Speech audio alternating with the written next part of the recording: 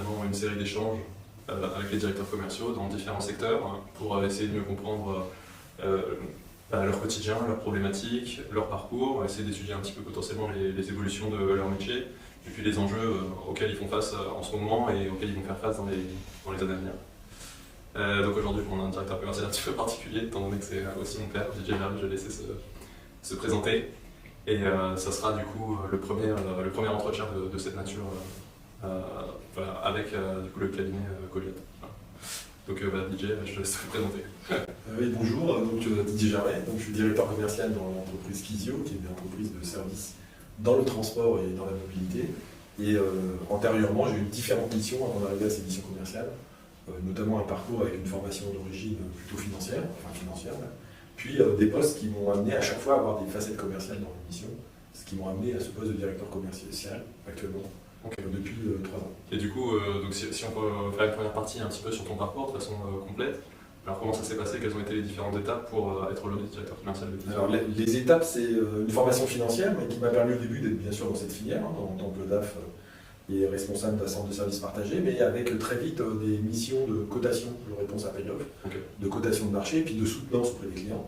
Et du coup, ça m'a amené derrière à avoir des missions aussi de direction opérationnelle de filiales de transport, dans des milieux où il y avait aussi beaucoup de relations commerciales, puisque c'était dans l'aérien sur les plateformes de Roissy, avec toutes les connexions avec les acteurs de l'aérien, et des marchés privés à faire avec des acteurs privés.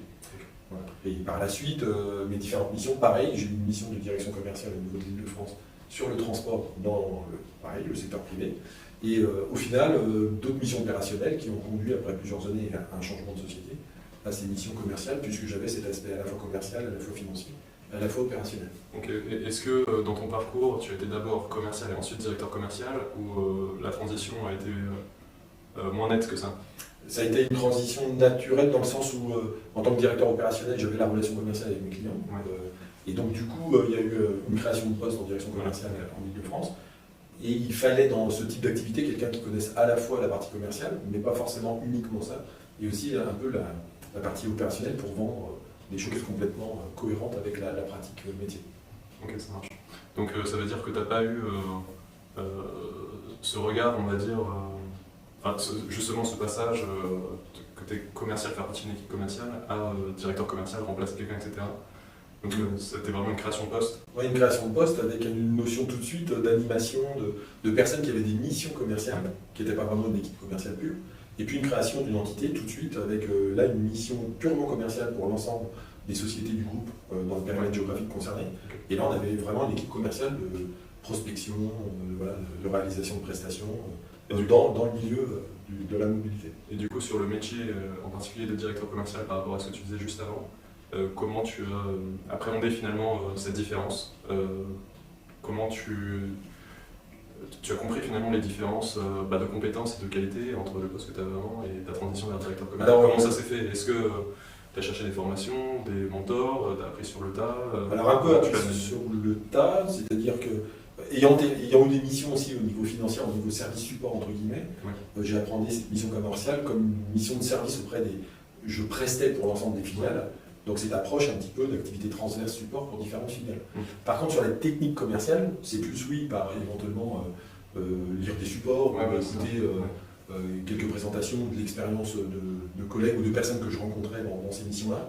Mais c'est vrai que je n'avais pas la formation théorique commerciale de base d'une école de commerce par exemple. Oui d'accord, ok, ça marche. Parce qu'on voit souvent justement des commerciaux en tout cas qui sortent d'écoles de commerce parce qu'ils ont cette nature et ce background-là.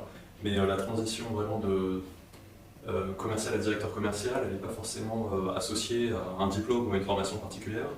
Et on observe des grosses différences de compétences entre un pur commercial qui peut devenir appelé particulièrement bon sur ses capacités de closing et quelque chose de plus managérial et stratégique sur la notion de direction commerciale. Oui, mais souvent justement le cas c'est... Il y a beaucoup d'endroits où on dit il y a une appétence commerciale parce que la personne crée de la relation facilement, entretient des bonnes relations avec les clients, c'est négocier naturellement un avenant ou une contractualisation. Mais c'est vrai qu'en passant dans une direction commerciale ou dans ce type de poste à responsabilité commerciale, il faut se dire qu'on doit passer là sur une organisation avec des techniques, avec des métriques, avec des solutions de mesure. Et donc c'est ça qui fait vraiment le changement de vue, d'approche sur le type de poste. Et donc là forcément on est obligé d'apprendre. Et on apprend aussi dans la construction de son équipe, parce qu'à travers son équipe, soit on est d'origine purement formation commerciale, on va compléter selon le type d'activité. Moi, il y a un besoin dans nos offres commerciales de connaître un peu le métier. Plus peut-être que sur certaines ventes, on vend des produits d'une manière plus répétitive ou en quantité importante. Nous, c'est plutôt des offres de services qu'on va construire.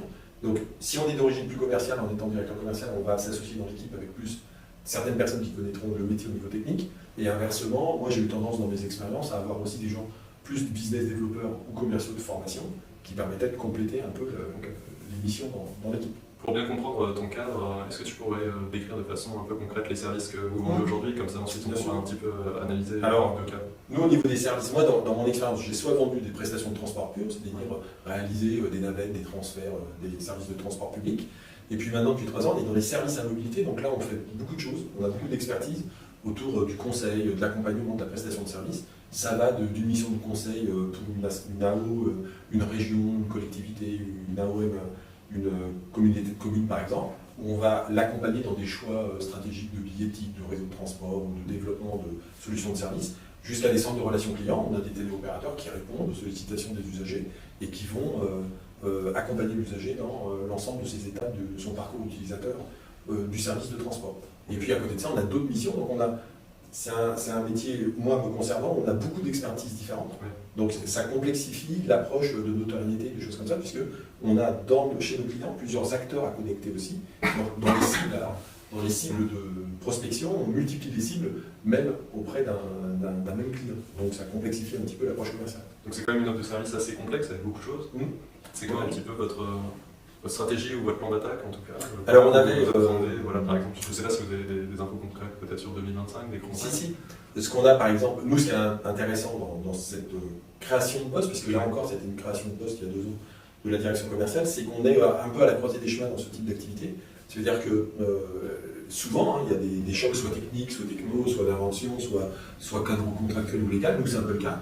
L'ouverture à la concurrence dans le métier de la mobilité décidée par l'Europe se traduit actuellement par de grandes transformations dans les acteurs et les prestations liées à nos équipes, à nos activités. C'est-à-dire qu'on avait des clients qui étaient plutôt transporteurs, SNCF, Keolis, d'autres transporteurs ou des réseaux de transport ou des collectivités au niveau local, et toutes ces missions sont en train de remonter au niveau régional. Donc ça change complètement la donne de l'approche commerciale, et ça nous oblige à connecter de nouvelles personnes qui, elles-mêmes, les régions par exemple, sont en train de monter en compétence avec des sociétés de conseil qui les accompagnent, des nouvelles personnes rentrantes, donc des nouveaux contacts à générer. Et avec un cap important pour nous, c'est de rentrer en première ligne de notoriété. Je m'explique. On était souvent en prestation pour un acteur qui lui-même était en relation avec une région. Et là, on se retrouve en première ligne, on doit rentrer en connexion avec la région. Donc, on doit trouver le moyen de faire connaître nos offres et en même temps d'avoir des liens directs pour pouvoir préparer ces régions, les acteurs, quand ils passeront une demande, un appel d'offres, être plutôt orientés vers notre choix en se disant on a un acteur de référence, qualitatif, robuste, et qu'on souhaite avoir avec nous. Et pour ça, il faut qu'on soit connu, qu'on ait une avant-vente assez développée. Et du coup, justement, les actions au niveau de l'avant-vente, ça va être quoi? Ça va être vraiment développer le réseau, par exemple, de la direction commerciale et des commerciaux en particulier, aller discuter avec chacun des interlocuteurs. Est-ce que c'est sur le réseau? Non, c'est un peu ça, c'est un peu tout ça, c'est-à-dire à la fois essayer justement de capter des rendez-vous avec des nouveaux acteurs, les nouveaux responsables, par exemple, au niveau d'une région. C'est aussi essayer parfois, quand les cycles de réponse à appel d'offres reviennent tous les 2 ans, 3 ans, 5 ans, donc des fois pour se faire connaître, on répond un peu à blanc, c'est-à-dire qu'on répond sur un appel d'offres pour se faire connaître, parce qu'on n'a pas eu le temps de faire le travail d'avant-vente, et on sait qu'on est dans la place, on fait une réponse sérieuse, on sait qu'on a ça peut arriver qu'on gagne, mais on a peu de chances de gagner la première fois, mais on se place et ça permet d'ouvrir la discussion par la suite dans la phase intermédiaire entre 2 appels d'offres. Donc c'est aussi des techniques de des fois répondre un peu à blanc pour ouvrir un marché et se faire connaître sur un périmètre. D'accord. Et est-ce que, du coup, tu as dit qu'il y avait pas mal de montée en compétences des régions. Est-ce que c'est plutôt des plans de formation que vous faites? Ou comment est-ce que vous faites monter en compétences les équipes concrètement? Nous, c'est vrai. Vous se retrouvez à travailler sur des dossiers de nature différente, peut-être plus gros au niveau Oui, tout à fait. Et du coup, ce qui se passe, c'est que nous, les commerciaux, ont des offres plus complexes à monter, avec parfois des demandes de la région qui sont plus larges que des missions qu'on avait sur un métier, et là maintenant ça peut cumuler 2 ou 3 métiers. Donc il y a dans la construction de l'offre, et puis il y a aussi dans la prospection pure, c'est-à-dire créer des contacts.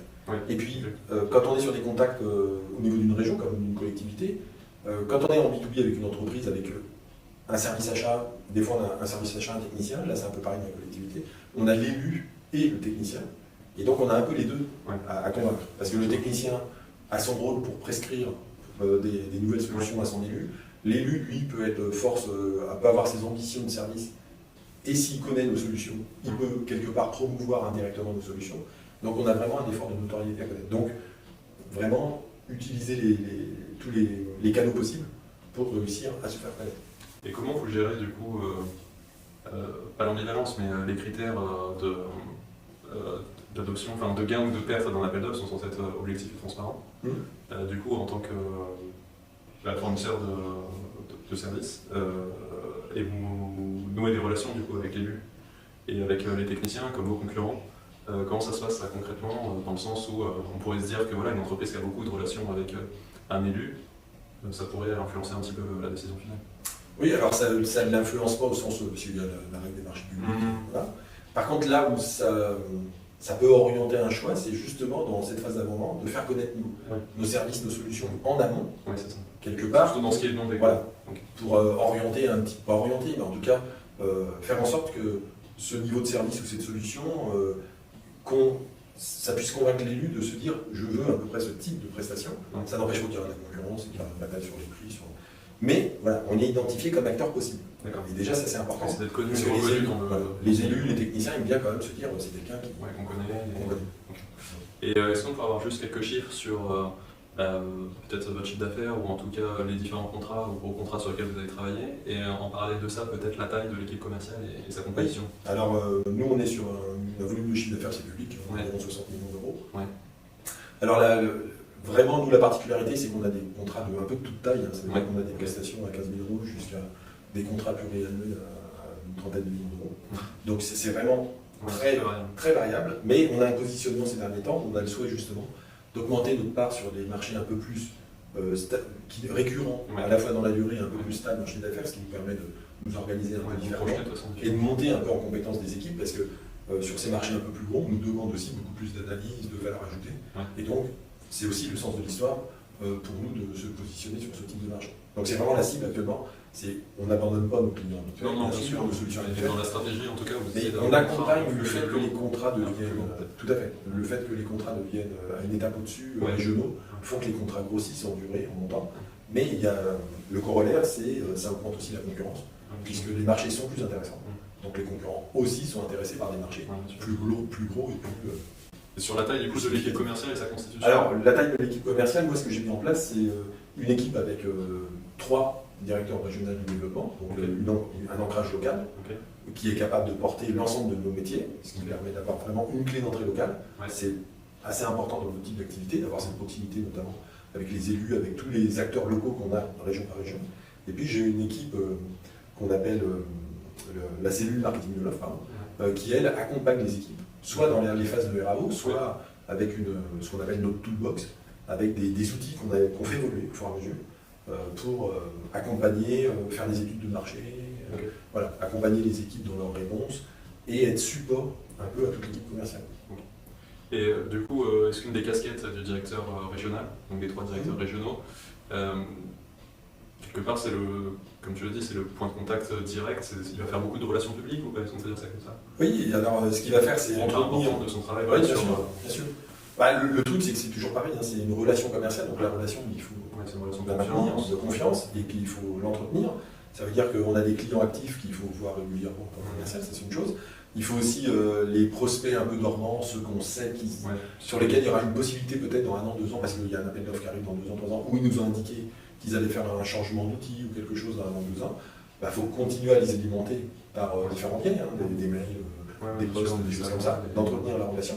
Et à côté de ça, il y a tout un aspect de prospection pure, puisqu'on n'a pas une notoriété spontanée encore sur toutes nos solutions. Vous êtes en train de venir sur le marché national. Il faut qu'on se fasse connaître auprès de encore beaucoup d'élus, de techniciens, et beaucoup aussi de cabinets conseils qui conseillent ces élus, qui conseillent ces techniciens. Et on a dans toutes ces entreprises une rotation aussi, donc on a quand même un travail conséquent et régulier de prospection, de notoriété, de proposition de valeur. Et dans les années à venir, justement par rapport à ce travail très relationnel finalement, de création de confiance, de maintenir ces relations avec les personnes que vous connaissez, en créer des nouvelles avec les clients potentiels.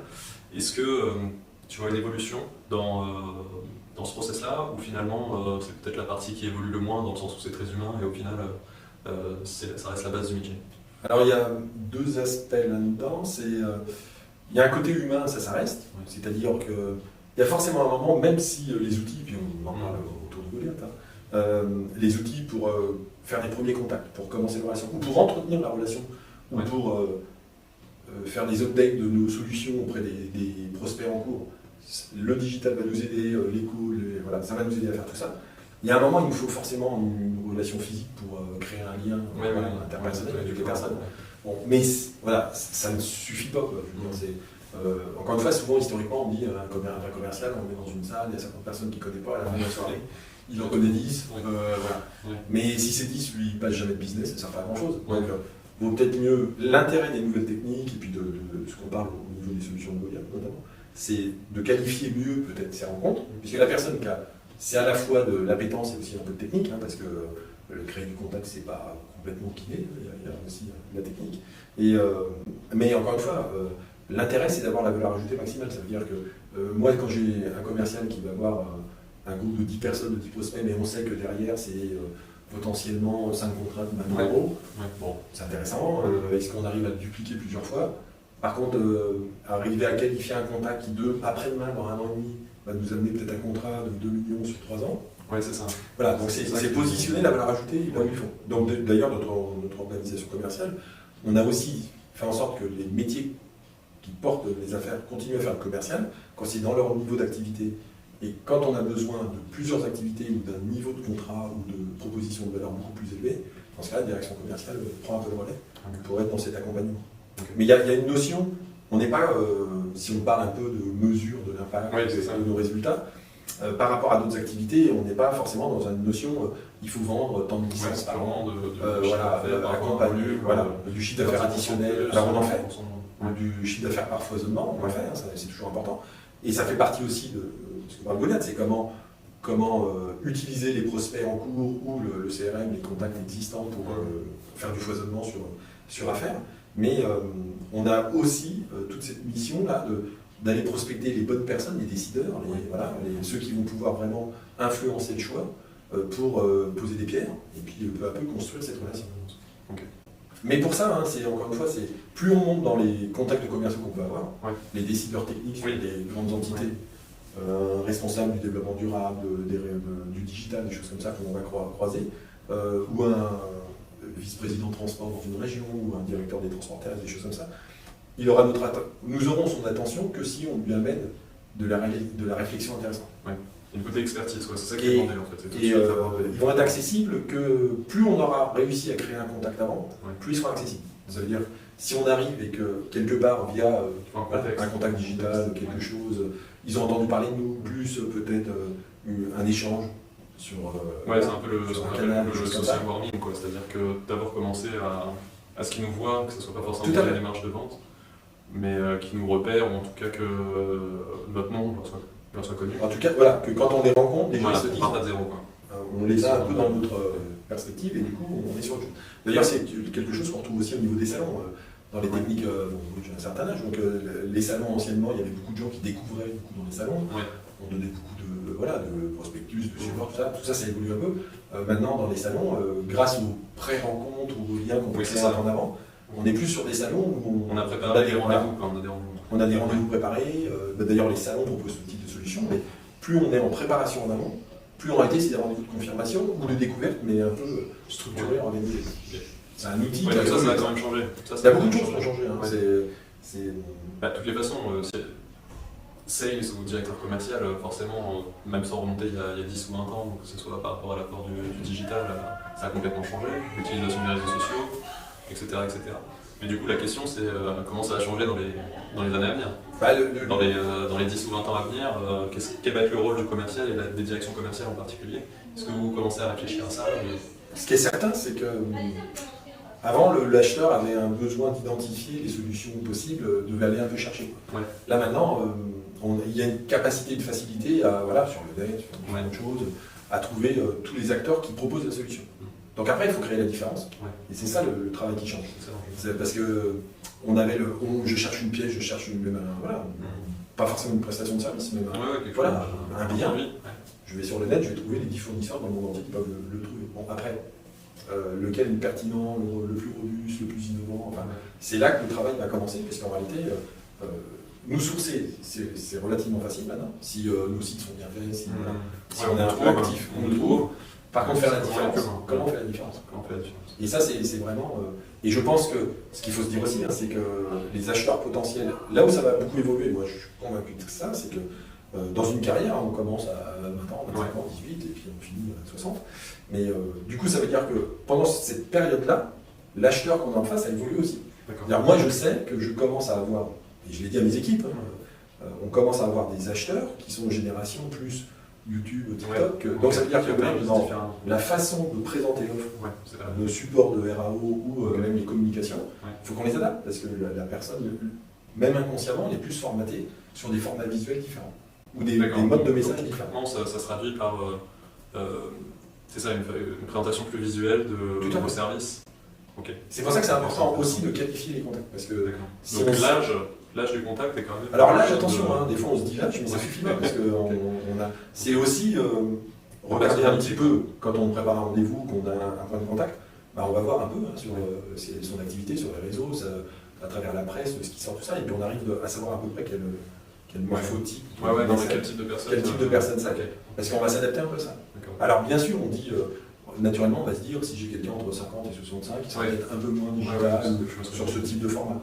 Mais attention, il y a eu beaucoup d'évolutions, les gens évoluent beaucoup. Mais par contre, ce qui est certain, c'est qu'il faut se dire maintenant, quelqu'un qui a 35 ans, qui peut être maintenant, qui sort d'une école et qui est responsable, je sais pas, d'achat dans une collectivité, ou de la prestation de transport, par exemple, est plutôt sur les réseaux tout le temps, a plutôt l'habitude de format de contact ou de lecture de vidéos différentes. Et donc, nous, on doit s'adapter. Et du coup, est-ce que ça fait sens pour vous d'aller sur des réseaux très grand public, Instagram ou TikTok par exemple, pour parler de vos offres? Est-ce que c'est quelque chose auquel vous réfléchissez? Sur YouTube?